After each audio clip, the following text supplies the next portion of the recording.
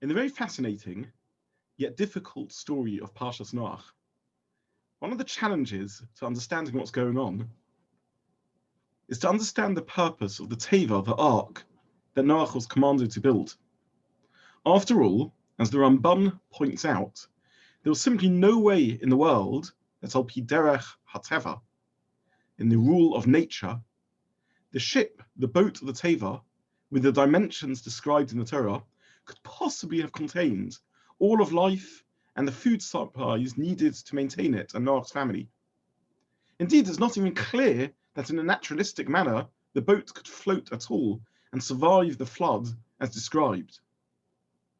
So if anyway Noach and his family and all of life are going to be saved miraculously, what exactly is the point of building the Teva at all? Why can't Noach and the animals just be saved through some other method? Why does Noach need to toil to build the ark and then maintain and care for the animals throughout the time of the mabul, the flood?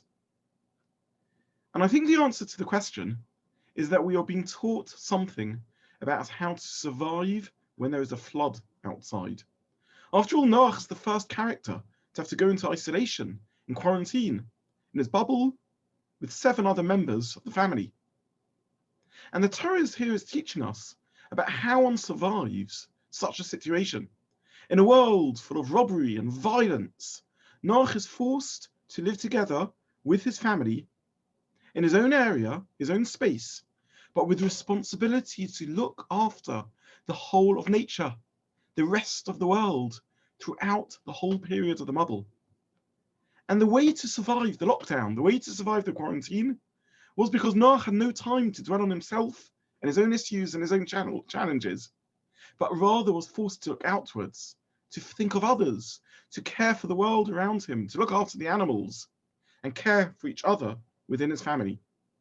And this seems to be the secret of surviving a mabul, a flood, the secret of getting through loneliness and challenge.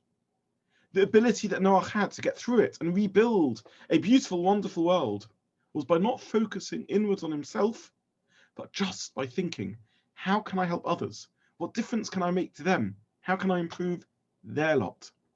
This is Noach, the story of the first figure to survive isolation, to survive quarantine, to survive lockdown by focusing outwards, by living for that time just for the chesed, the care of others.